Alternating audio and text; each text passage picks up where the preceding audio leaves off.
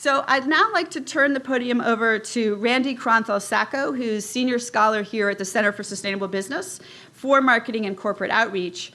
And she's going to share with you our Stern, the latest on our Stern Sustainable Market Share Index, which has gotten a lot of publicity globally. And so we're really excited about it and excited to have the discussants who will be joining her on the stage. So thank you. Thank you, Randi.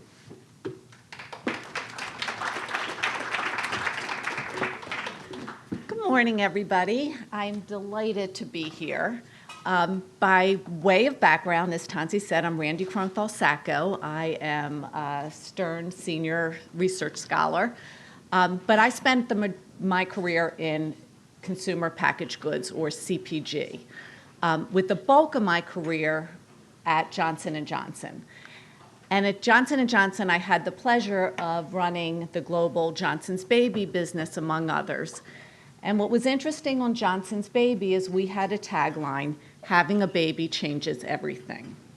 And I see some head nods. Having a baby does change everything. But in particular, it's a watershed moment for parents to rethink the world their children will inherit. So had they not been thinking about sustainability before they had a child, they certainly do now. And what they rethink is their purchases. They rethink what they're bringing into the house, they rethink what they consume, and they rethink what their children consume.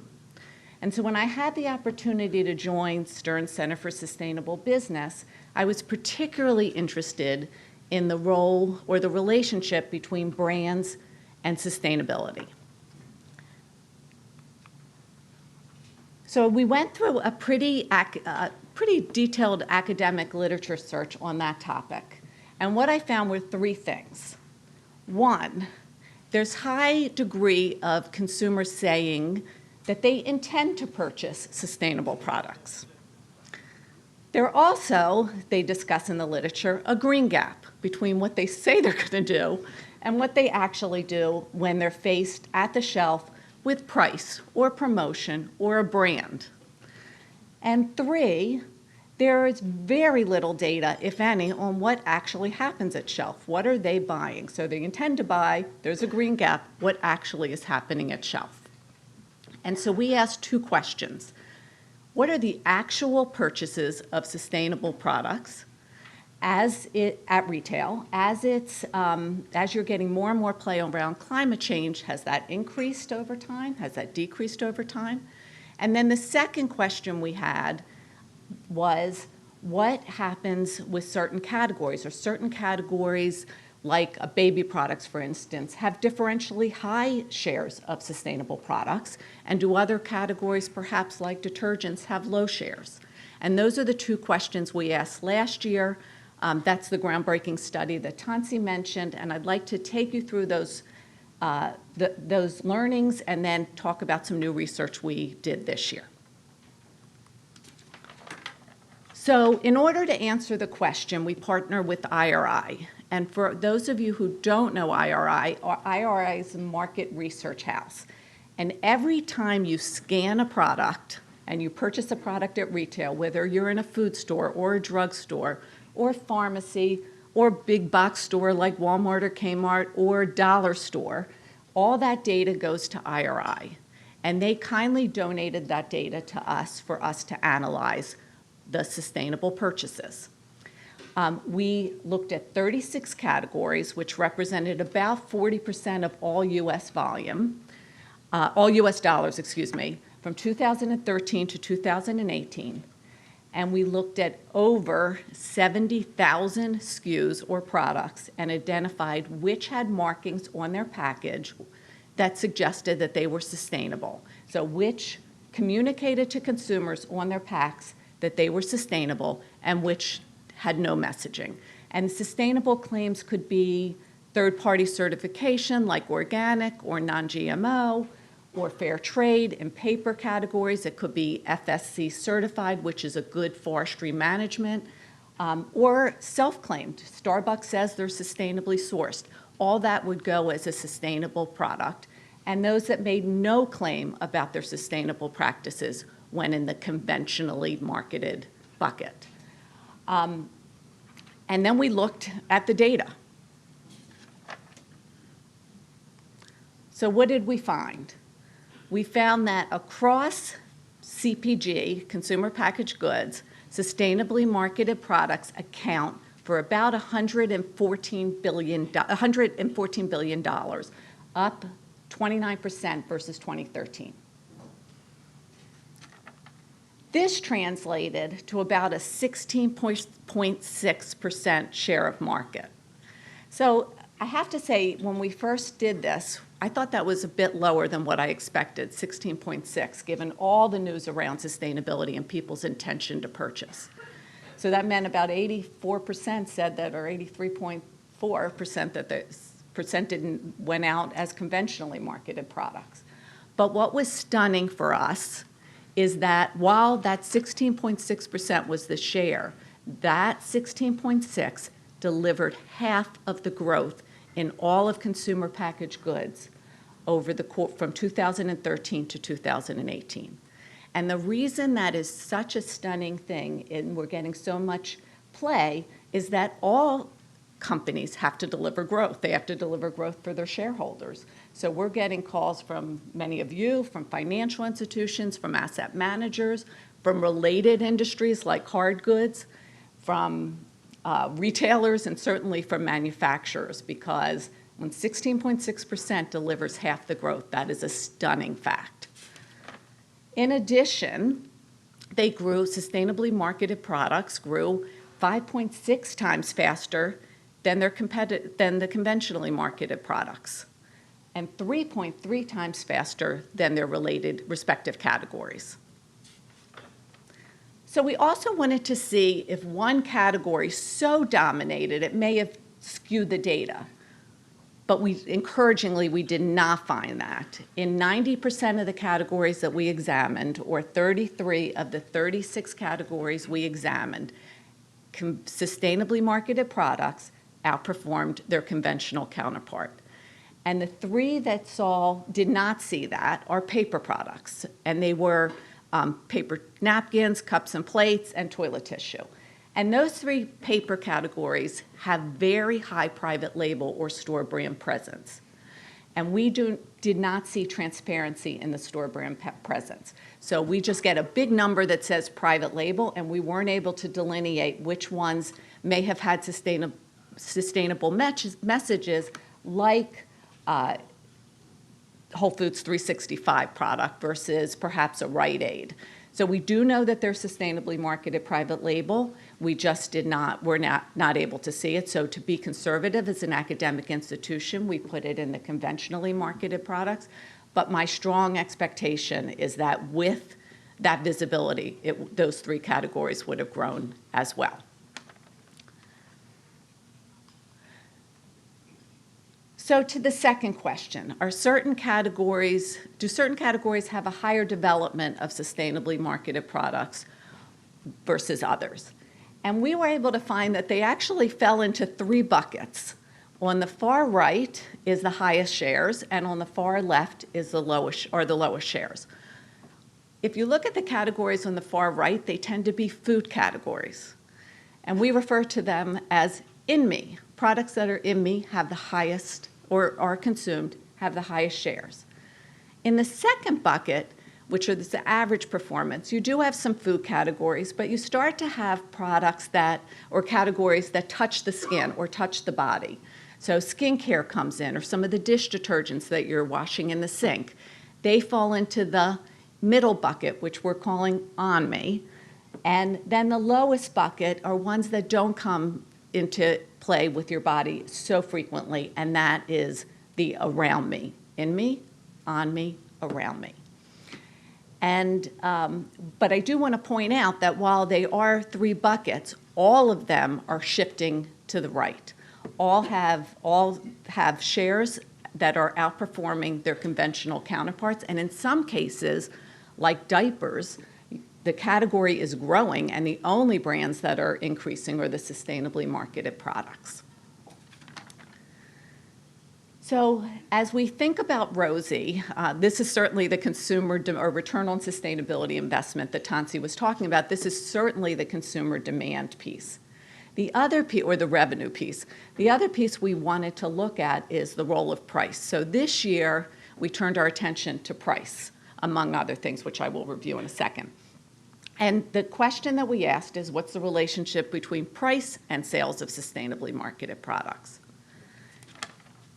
Similarly, we partnered with IRI, took the same data, but in this case, we eliminated private label or store brand, because people who are buying private label or store brand are buying it because of price. So we wanted to look at, within branded players, sustainably marketed pricing versus conventionally marketed pricing. So in the coffee category, for instance, a Folgers or a Maxwell House versus sustainable sourced Starbucks. And what we found was fascinating.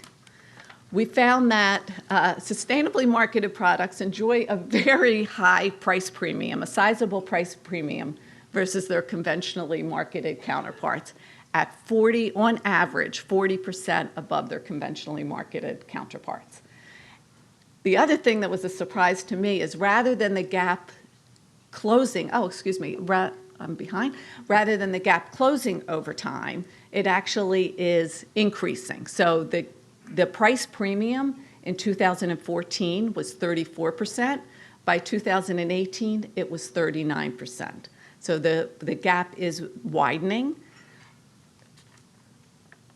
I'll say that one second, but the gap is widening, and what we see across all 36 categories is the premiums do vary, anywhere from 3% all the way to some categories with 164% premium to their conventional counterpart. There were a handful of categories that were at a discount versus their conventionally marketed counterparts.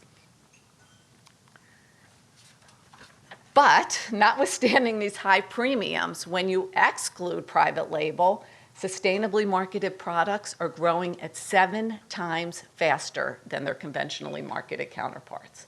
So sustainably marketed products over that 5-year time period grew 21%, and the conventionally marketed products grew only 3%.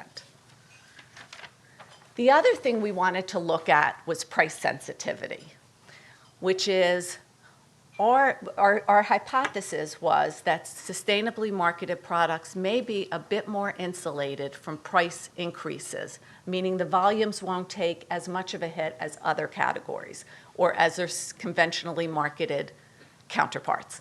And we found that to be true. In 2/3 of the categories that we looked at, sustainably marketed products were less sensitive to price increases than their conventionally marketed counterparts. And all of the food categories were were less sensitive than their conventionally marketed product category. So the in me was, in fact, less sensitive, as we hypothesized, which really shows consumers' willingness to pay a premium, and it also shows, and it also shows consumers. It also gives to manufacturers and retailers a lot of pricing leverage, because they have another lever to pick, which is price, to push, which is price, without worrying about compromising volume. So if you take away anything, I would say that you can do good and do very well. You're seeing that sustainably marketed, I'm having trouble with this.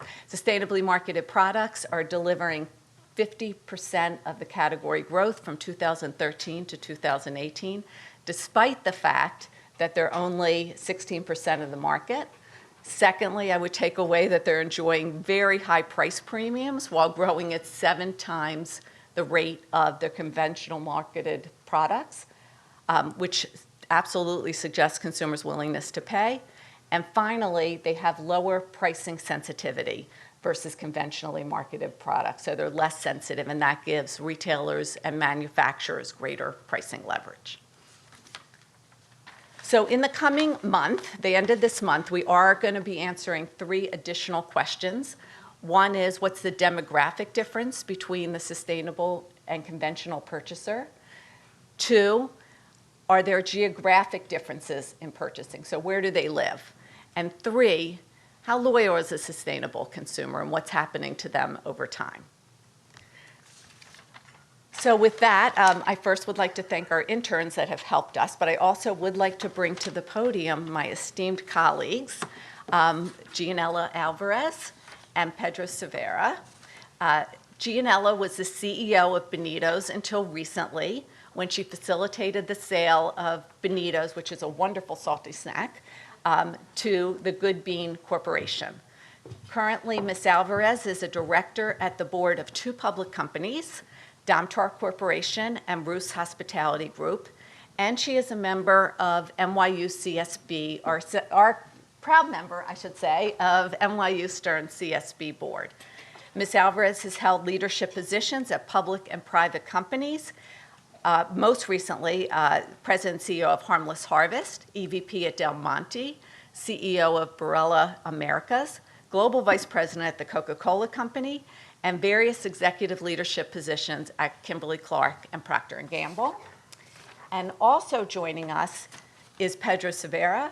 As President of Yogurt in the U.S. for Danone North America, Pedro Silveira oversees a powerhouse portfolio of brands, including Activia, Danone, Danimals, Light and Fit, Oikos, Too Good, among others.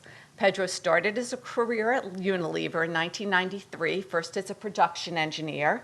Then he subsequently held various positions in supply chain, purchasing, and industrial in Brazil and in the UK. And over the years at Danone, Pedro has held leadership positions around the world in supply chain and sales, and was the general manager at Danone Colombia, as well as the president of Danone Canada. Pedro has a passion for the fast-moving pace of culture and technology in the U.S. and how it influences the needs of consumers, as well as trends sweeping across the food industry, like sustainability.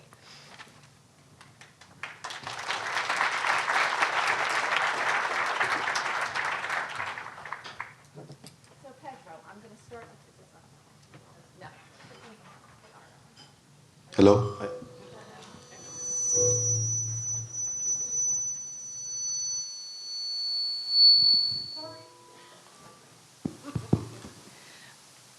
Pedro, so what a career.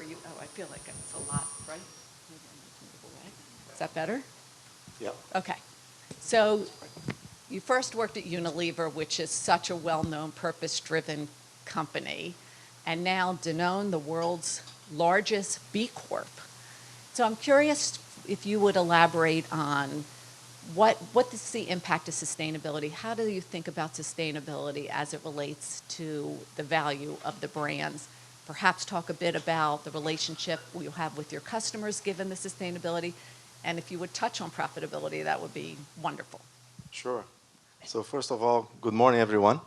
Delighted to be here. Thanks for the invitation. Congratulations for the survey, for the research. This is really, the first reaction is that it's fantastic to see those results there, because it shows that we are on the right path. I'm very privileged to have had the chance to work for companies like Unilever and now Danone. So in Danone, the beauty of what we do there is that our business model is about this notion of sustainable, profitable growth. And this sustainability is part of our day-to-day. It's not something that's separated from the decisions that we make every minute in our work life. So in order to elaborate on your point, I'd like to quote our CEO, some of the things that our CEO says. I'm going to quote this. I'm going to read just to make sure that I don't miss any word. But our CEO said, we firmly believe that business must balance financial interests of shareholders with impact it has on people, planet, and society at large. So if you work in an organization that we start with this thinking coming from the top, you have the freedom to really play, this notion of sustainable, profitable growth in a big way. So I told you that this was the quote from our CEO, but what I didn't tell you, that this quote was actually made by our first chairman CEO in 1972. So this is the company that I work today. It's part of our DNA. It's not like something that we, you play and we do it, Friday afternoon. So we do this every day. And what guides us today, our North Star, is this vision of one planet, one health. So this vision, one planet, one health, guides every decision, for example, that I make leading the yogurt business. So when it comes to the one planet, everything that's related to carbon emission, everything that's related to sustainable agriculture, this is part of the things that we have to have in mind when I'm discussing with my team about launching a new product. And we want our brands. Our brands is basically the way that you're going to communicate to the consumers, that you're going to communicate to the world, the things that we believe related to this vision of one planet, one health. And when you think about the one health, that's pretty straightforward, because we all want our brands to basically encourage people, the population, to eat well, to eat healthier products. This is what we do. So the decision to launch a product, and if you see, for example, today, that people are very much concerned about sugar intake, we're going to use all of our knowledge in order to come up with a product that addresses that need. And for example, we launched Too Good. It's a new brand. We are not shy of launching brands, for example, to address those sustainable issues or sustainable needs of the population today. We came with this product last year that has 2 grams of sugar. 2 grams of sugar is pretty challenging for a yogurt, because milk has sugar. It's a kind of a naturally occurring sugar in the milk. You have to use the technology, but we have to make that in a very conscious way in order to reduce the amount of sugar in the yogurt, in order to deliver that to the consumers. And then we think about the carbon emissions. So you might have said, or might have seen this. The timing is perfect, because our CEO communicated this week that Danone is will invest. He's the chairman and CEO. Danone will invest in the next 3 years $2 billion on climate actions in our business model, so that we're going to change our packagings to make sure, for example, that by 2025, 100% of our plastics will be recyclable. Or you're going to use that money also to innovate in packaging in a broader sense, be it carton, glass, whatever you can find as innovation to drive that agenda. And also yesterday, Tuesday, our CEO in North America communicated that Horizon, which is our leading brand in organic milk in the US, will be carbon positive by 2025. So those things are just kind of some proof points that this conversation about sustainability is part of our day-to-day. Now, I'm an operator, so I run business. This is what I love to do, and this is where my strength is. When you are running a business, and then you decide to communicate that, you make this sort of a pledge, like by 2025, Horizon will be carbon positive, or you're going to have 100% of our plastics recyclable. We don't know the answers yet. We don't have the plan yet. We put the stake on the ground and you go for it. Now we kind of push the entire organization to work around those lines in order to deliver those objectives. And then I would like to basically say that the last thing here is, again, this notion of one planet, one health, how we encourage people to eat better, how we make sure that our impact in the environment, our impact in the world, it's reduced as we grow our business. I always say to my team that this agenda of sustainable, profitable growth, you have to grow your business, you have to make it profitable, because then you make it sustainable and then you can grow more. As we grow, you have the size to impact the world in a better way with our sustainability agenda. Everybody knows how to grow a business. Everybody knows how to make a business very profitable. We have a lot of people that knows how to do good, but to do those 3 things together all the time, that's the challenge. And this is the opportunity that we have, and this is what makes our business so exciting, because you have to use the creativity, you have to use your passion, and then you end up attracting people. You are surrounded by very passionate people that want to make, the world a better place. And you go home, you go back home, you see your kids, you see your family, you feel very, very proud of this work. So sorry for the long message, but I think this is how we put this notion of sustainable business in the everything that we do in the core of our business. How inspiring. Go home and purchase a lot of your yogurt. Please. Yeah, you do the opposite. Exactly. So Giannella, congratulations on your sale. This is a very common occurrence when you have these successful niche businesses being purchased by companies. I'm curious on what you think large companies could learn from these smaller niche businesses who very comfortably enter this market. Sure. And maybe upend, even transform it in many cases. Sure. Hello, everybody. Good morning. Thanks for the opportunity to be here. I love what you guys are doing. It's really an inspiration to see such a wonderful large company doing what's right. And I think precisely when you think about the small companies, not every large company has had the guts to do this kind of change, right? That change is painful, it's expensive, it requires a significant amount of resources to get there, and it has a significant amount of risk as well, depending on where you're starting. So what we see is there are a lot of companies out there that have what I would call legacy brands that are not necessarily 100% aligned with all of the different values of sustainability, good for the planet, good for society, good for the communities, and good for people, as you were calling in me, right? And what small companies have an opportunity to do is they don't have that legacy. They don't have those things dragging them and creating that conflict, because usually what happens is those legacy brands are generating a significant amount of wealth for the company, and the company has to figure out how do they transform themselves, how do they leverage those resources that are coming in from those legacy brands to then use them to invest in new brands that may not have any of those issues and that are actually going to be leading, forging all of those new benefits, all not only from a sustainability point of view, but also from a nutrition point of view, and from how do you change what you offer. You know, there is a lot of new, you're talking about supply chain,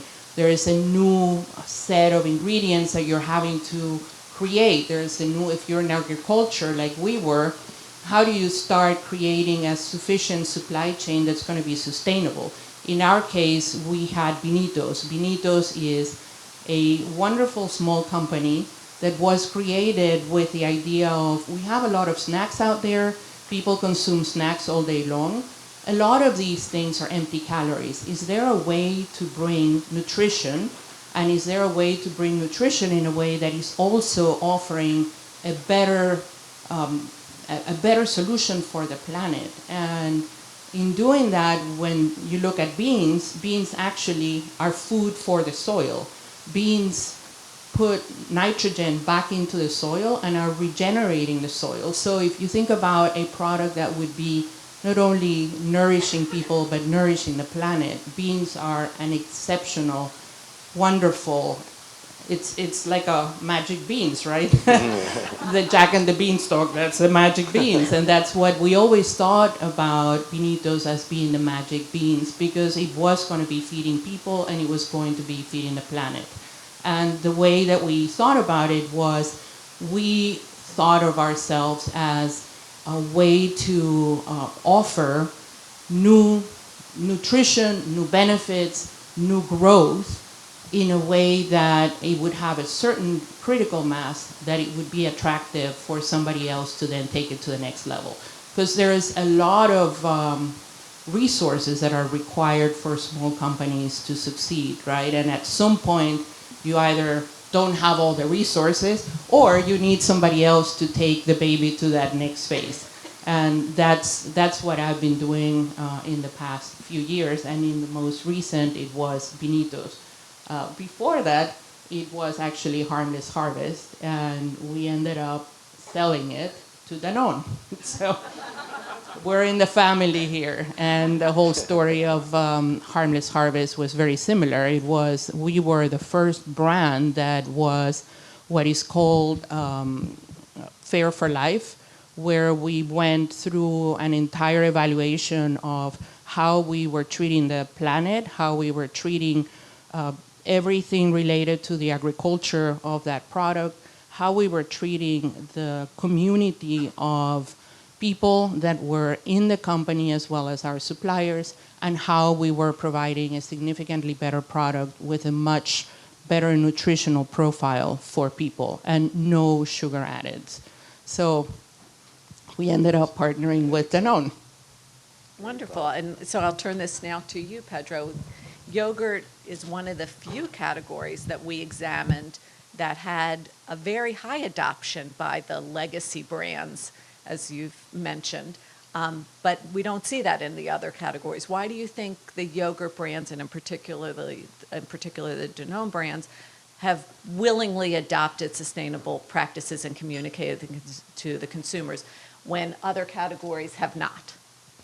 Yeah, that's a fantastic finding for sure. So I don't know exactly why we have this kind of a disproportional performance, let's say, versus the other categories. But what I know and what I can say is that, because of everything that I said at the beginning, really believing that we operate with that mindset. So we are observing the consumers, and we're very close to the consumers, and we have noticed that the consumers, they are more and more adopting those concepts. But we were doing that ahead of that. So 1 in every 3 yogurt sold in the US is a Danone yogurt. So I think our impact, and this is exactly what we want to do going forward, is to use our size and use our leadership in the categories that you operate to really push and lead this transformation. I think the yogurt, for that reason, I guess, we've been raising the bar. In order to be competitive, you really have to operate following under those standards. Otherwise, you're going to be out of the business.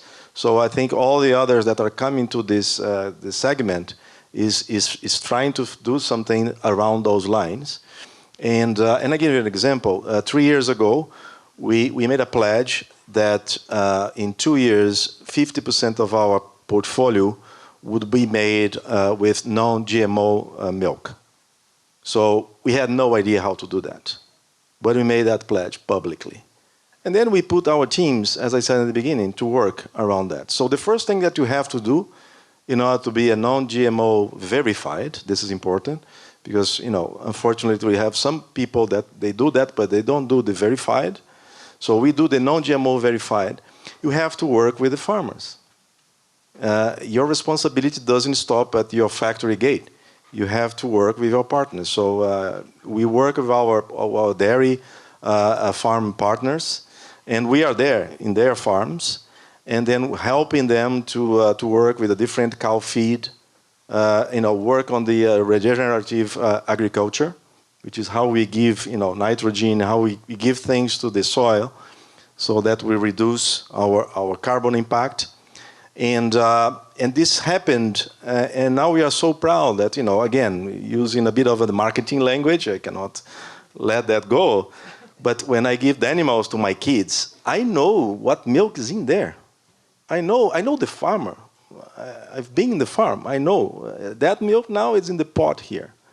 We are not perfect. We still have a lot to do. For example, I mentioned about the package, but again, we put we make the pledge, we put the stake on the ground. We are not scared about our ambitions, and I think this is one of the reasons why we are driving this transformation. I'm very, very pleased.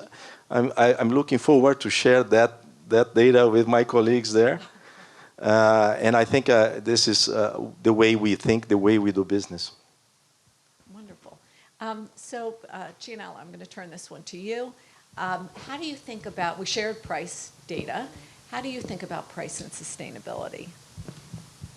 Well, if if we have to be delivering on all of these things, right? One is delivering better nutrition, deliver clean label, deliver clean ingredients, non-GMO, organic. We need to deliver products that are going to be better for the planet, and we're going to be doing things that are right for the community. All of those things are not free, right? All of those things cost money. And I think we all know that that's the right thing to do. And the only way to make it all work is if we charge a premium. And consumers are very willing to pay a premium. And I'll give you one example that, you know, even to this day, I'm like, wow, because we were surprised that we were going to be able to make this work, and we made it work. In Harmless Harvest, when we first started expanding outside of your traditional grocery channels, we looked at Club, and Club, of course, made sense, and it started to work really well. And then we started looking at C-stores. C-stores traditionally have been more of a... Can I just mention that that's convenience stores? Convenience stores. Sorry. So the Wawas. Yes, the 7-Elevens of the world, right? So 7-Eleven had traditionally been attracting more blue-collar type of folks that would come in. They would fill the gas and grab some snack and go. And what they wanted to do, partnering with us, was, is there a way to have, I don't mean to sound the soccer mom, but maybe it's the sports parent, right? When everybody is very time-starved and you have to go and pick up your child and they're playing soccer or baseball or whatever they're playing, and you are always expected to bring something for the children.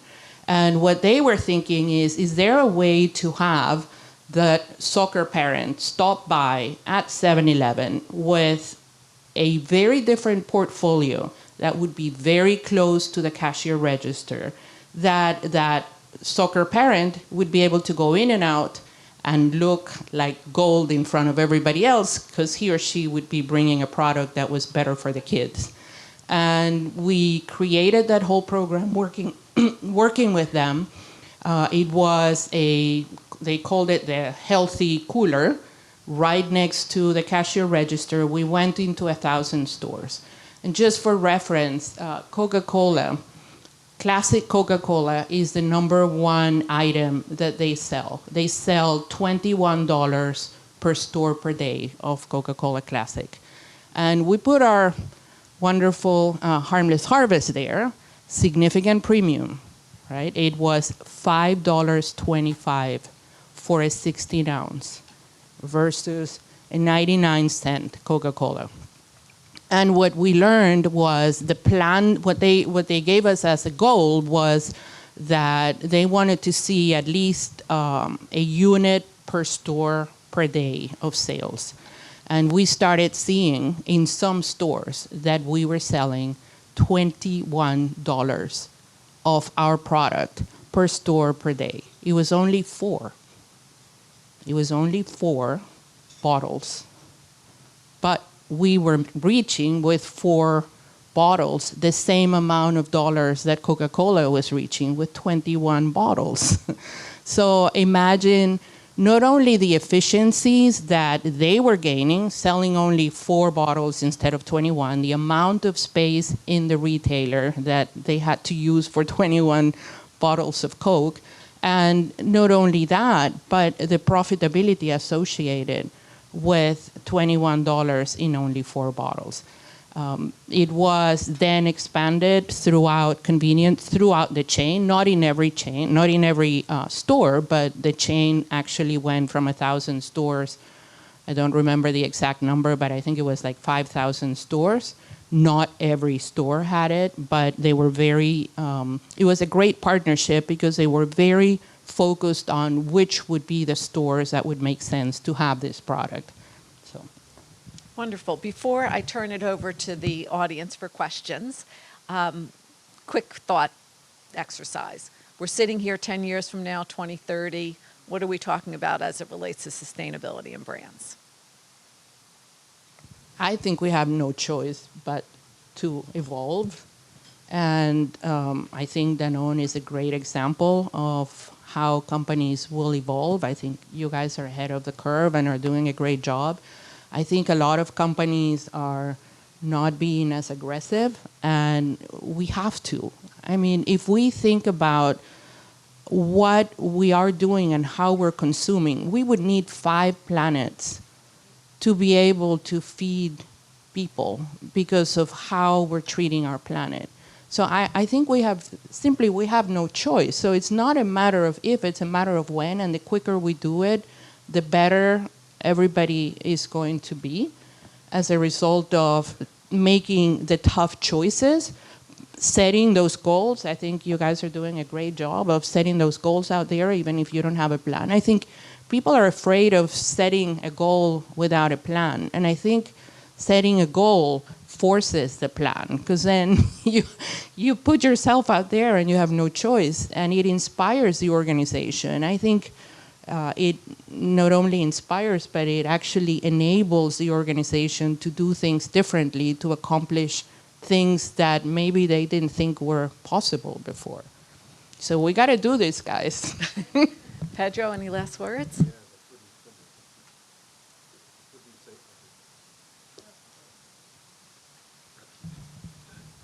I totally echo what Giannella said. So the train left the station, so there is no choice.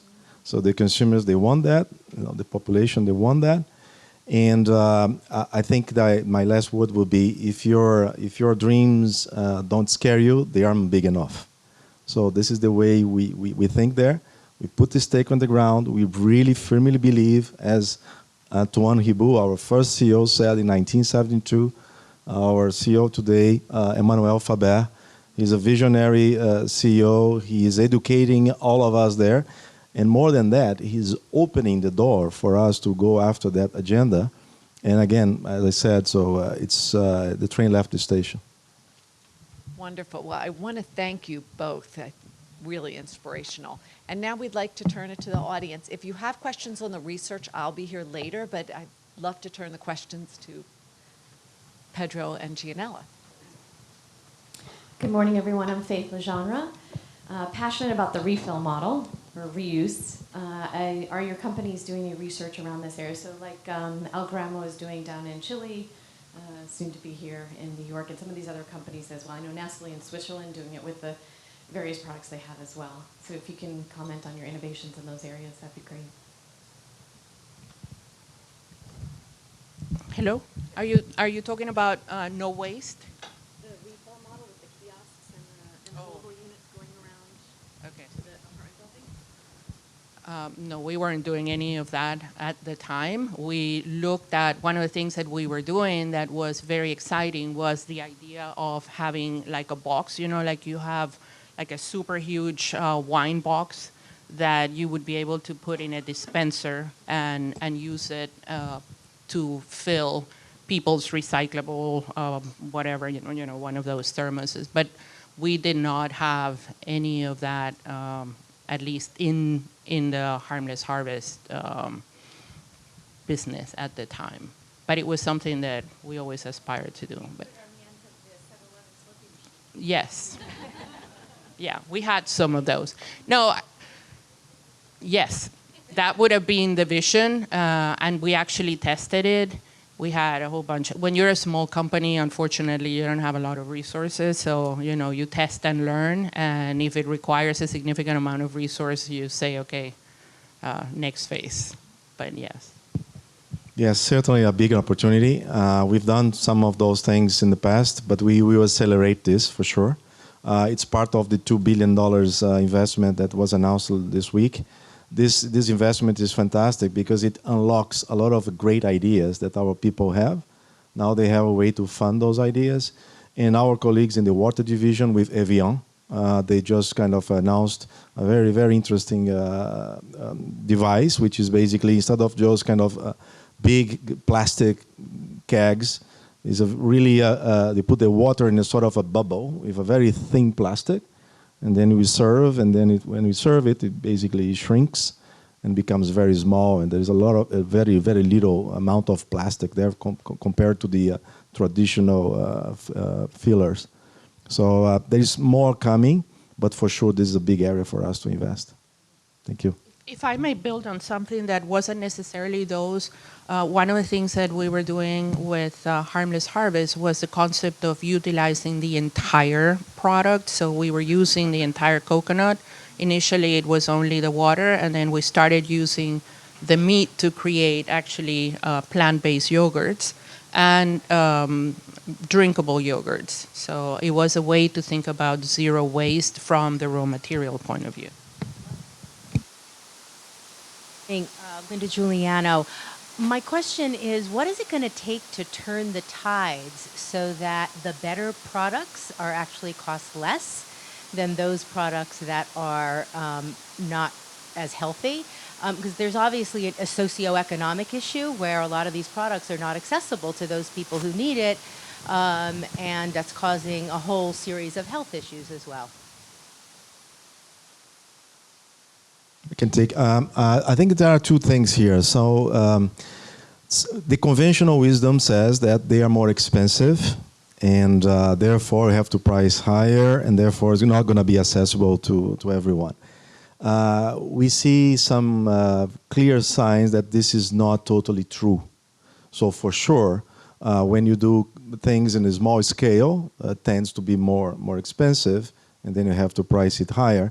Harmless Harvest is a great example because, with the coconut or water, now we use the coconut flakes, and then to produce plant-based yogurt in our factory in Du Bois, and therefore we are using the entire system to optimize the entire supply chain. And as we grow, the economies of scale is kind of kicking in. So we are able to price that lower and be more accessible. So I think this has to do with economies of scale that we are generating, and also knowledge. Our R&D people, they come with new ingredients and new ways of producing things and a clean label, this kind of stuff. And I've seen some examples there that they are not more costly than the conventional product. So I'm very, very positive that this is something that we found a way to manage that already, and there's a big concern that we have. That's the thing about growth. The growth will enable us to basically reduce cost at the same time that we create impact to a larger number of people because of our size. I echo that, and if I may build on that, I think that we're going through the activation cost, right? Every reaction requires an energy of activation, and I think that's the cycle that we're in right now. There is a lot of change that we're enabling, and that change doesn't yet have neither the economies of scale nor the know-how, nor the penetration across the different suppliers that today may be producing something at significant scale, and once they start producing that next ingredient that we aspire to have in all of our products at the level and the scale that we want to have it, that's when we're going to see that change. But initially, and I think that's actually what's delaying certain companies from moving all in, because they see the short term, and the short term would have a very significant financial impact. So how do we collectively help everybody get over that hump? In some cases, that may mean that there are going to be some products that may need to be short-term, higher priced, but long-term, everything is going to get more normalized towards the same level of cost structure that we see today for conventional or legacy brands.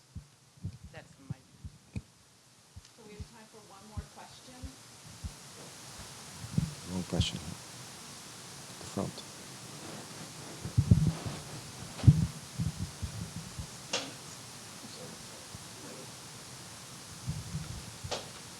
Thank you for your thoughtful remarks.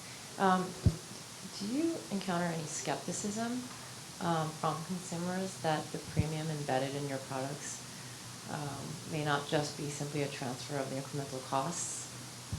And I ask that on the heels of the last question because a lot of times we see brands being bought by bigger companies, and the cost reductions don't come.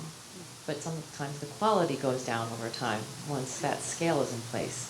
So I just thought you could address that.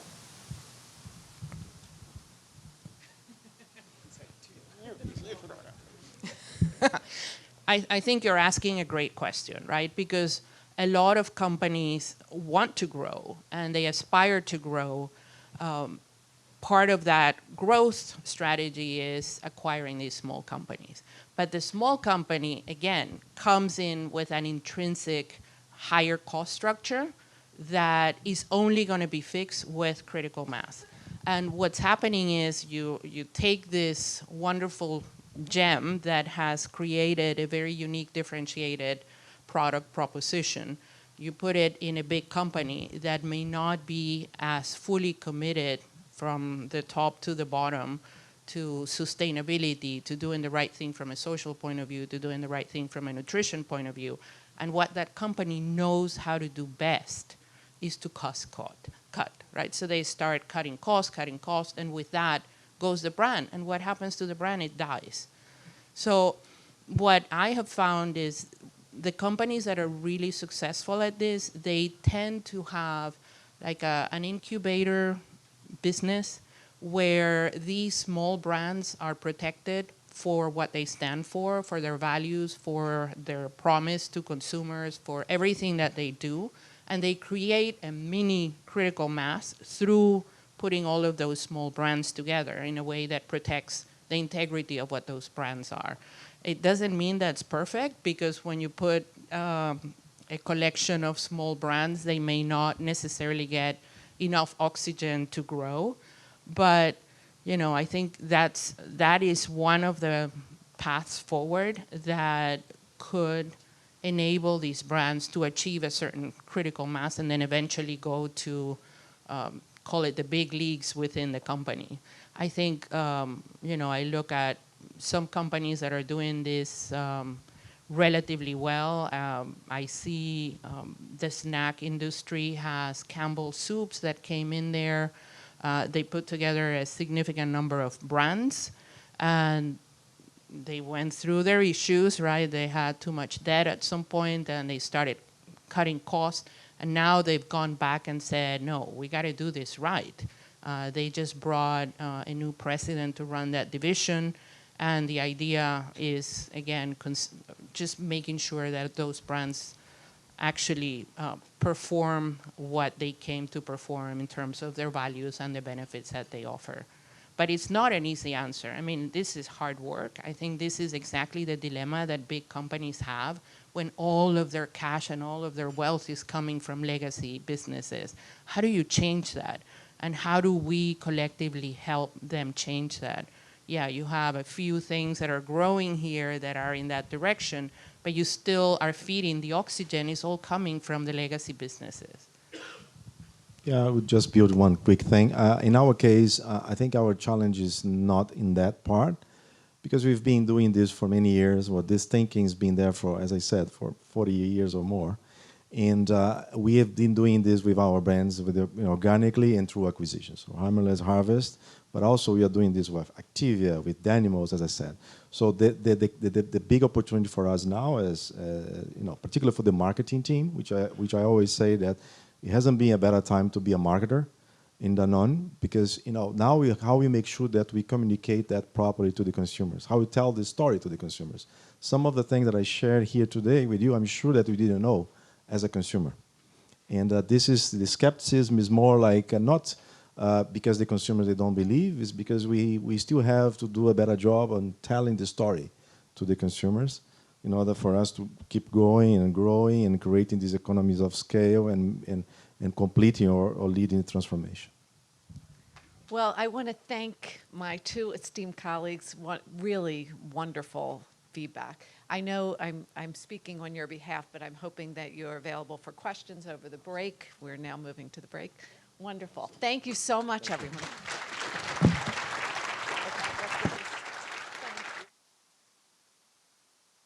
So I'd like to thank Randi, Pedro, and Giannella for a fascinating discussion. And just a quick point before we go to the break.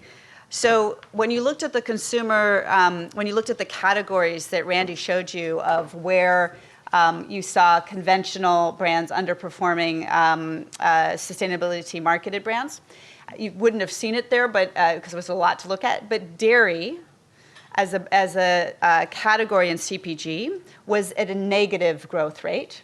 And only the sustainability marketed components of plant-based or organic, no GMO, et cetera, were growing.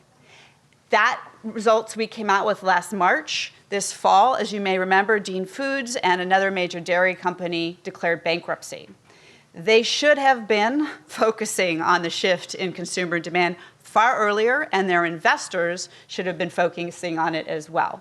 And I'll give you one other example of what I think is sort of fascinating, is you look at the strategy of Kraft, which has been to double down on financial engineering, basically, to say, okay, we're just going to continue with our current suite of products. We're going to force people to continue to buy Oscar Mayer bologna, even if they don't really want it. And we're going to get our benefits through reducing headcount and all those traditional ways of doing things. Then you look at a Danone or a Unilever or a PepsiCo who are making the pivot, who are purchasing these small companies that are more sustainable, who are looking at their own core programs to make them more sustainable. And you look at Kraft, which is heading into bankruptcy, and you look at those other companies which are doing quite well. Thank you very much. So I think really important to understand that the skepticism that we've heard, up until recently, that, oh, you've got to sacrifice profits, you can't really, the consumers say they want this, but they're not really going to do it, blah, blah, blah, is blah, blah, blah. So with that note, please enjoy your break, and please be back here at 10:45 when we're going to hear from one of the companies that we've been working with around Rosie about their experience. Thank you very much. 10:45.